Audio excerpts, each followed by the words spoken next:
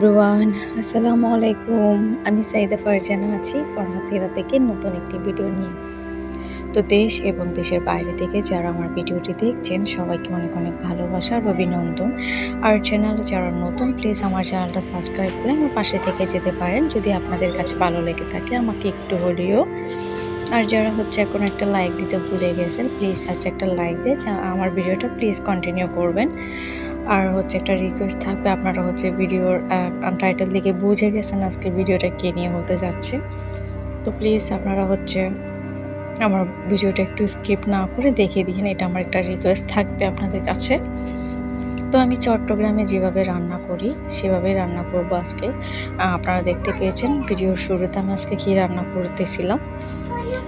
তো এটা আপনারা ভালো না লাগলে ইগনোর করবেন আমার রান্নাটা, আমার কথাগুলো একটু শুনে যাবেন। যদি আপনাদের কাছে একটু সময় থাকে, আপনাদের কাছে আমি যদি একটু পছন্দের হয়ে থাকি, তো আমার ভিডিওটা একটু প্লিজ না টেনে দেখে দিবেন। আর ভিডিওর কোনো অংশ যদি আপনাদের কাছে ভালো লেগে যায় আপনারা একটা কমেন্ট করে আমাকে জানাবেন। আর ভুল ত্রুটি তো হয়ে থাকে, কারণ আমি ছোট মানুষ, অনেক কিছু ভুল করি, ভুল থেকে আবারও শিখবো যদি আপনারা আমাকে একটু সাহায্য করেন।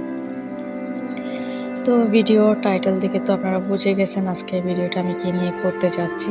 যেহেতু আমরা মধ্যবিত্ত ফ্যামিলির মেয়ে, মধ্যবিত্ত বাবার বাড়িতেও আমরা মধ্যবিত্ত ফ্যামিলি, আমরা আর যে অনেক টাকার মানুষ এমন না। তো আমি ইউটিউব জার্নিটা শুরু করেছি মূলত একটা স্বপ্ন নিয়ে। প্রত্যেকে শুরু করে প্রত্যেকের জায়গা থেকে স্বপ্ন নিয়ে, আসলে প্রত্যেকের একটা সবাই এটা চায়।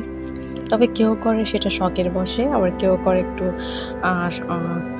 মনে করেন টাকার করার জন্য। তো যেটা আমি, তার মধ্যে আমি আছি। কারণ বাড়ির বউ, বাচ্চার মা, আমার জন্য তো চাকরি করাটা সম্ভব না। তাছাড়া আমার এত বেশি পড়াশোনা নাই যে আমি একটা ভালো চাকরি করব। তো মধ্যবিত্ত ফ্যামিলিতে অনেক কিছু স্বপ্ন পূরণের জন্য অনেক টাকার প্রয়োজন থাকে। তো সেরকম আমারও। তো আমি অনেক আশা নিয়ে এসেছি। আমি যদি কখনো সফলতা অর্জন করি, নিজের জন্য কিছু না করলেও আমি আমার ফ্যামিলির জন্য কিছু করব, এটা আমার একটা স্বপ্ন। কারণ আমার বাবা মায়ের কোনো ছেলে নাই, আমরা 5 বোন। আমি সেটা আগের একটা ভিডিওতে বলেছিলাম আমার ফ্যামিলি ব্যাকগ্রাউন্ড সম্পর্কে। তো আমি চেষ্টা করব যে আমার বাবার ছেলের দায়িত্ব নিতে, আমার মায়ের মা বাবার একটু ছেলের দায়িত্বটা নিতে।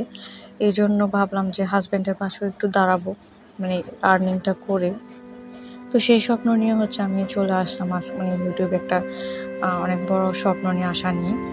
আপনারা আমাকে একটু সাপোর্ট করবেন এগিয়ে যাওয়ার জন্য।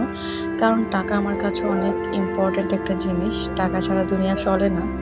তো দেখতেই পাচ্ছেন, এটা খুবই কষ্টের একটা কথা শেয়ার করি আপনাদের সাথে। মূলত এই ব্যাংকে আমি টাকা জমিয়েছিলাম, সামনে যেহেতু আমার একটা বেবি আছে, ওটা সি সেকশনে হয়েছে, তো সেকেন্ড বেবিটাও সি সেকশনে হবে, এটার জন্য অনেক টাকার প্রয়োজন ছিল। তো আমার হাজব্যান্ডের স্যালারি কিন্তু অত বেশি না, যার জন্য সে বলছিল যে কিছু কিছু টাকা জমিয়ে রাখতে, যেন সেটা আমার ডেলিভারিতে খরচ করা যায়। তো আমার মেয়ের কিছু ঈদের সালামি ছিল, আমার হাজব্যান্ডের থেকে 10-20 টাকা এরকম করে নিয়ে আমি সেটা জমিয়েছিলাম একটা ব্যাংকে।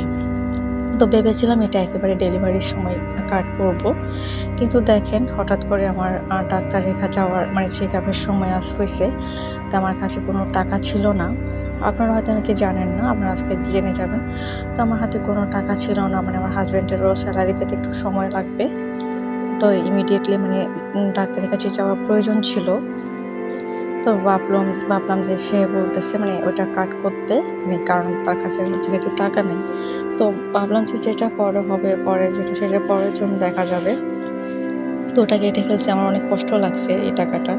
এখানে টোটাল হয়েছিল 3000-এর একটু বেশি। আমি অনেক কষ্ট করে কিন্তু টাকাগুলো জমিয়েছিলাম।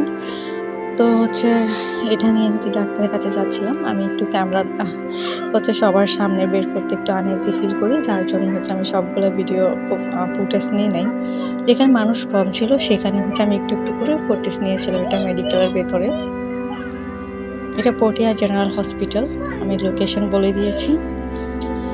তো ওখানে ডাক্তার দেখানোর পরে আমরা একটু বাইরে খেতে গেছিলাম, একটু খাওয়া দাওয়া করছি, হালকা নাস্তা করছি। আমার মেয়ের যেহেতু পিৎজা অনেক পছন্দ, তো এখানে একটা মিনি পিৎজা নিয়েছিলাম। তো এইটুকু, সবাই ভালো থাকবেন, সুস্থ থাকবেন।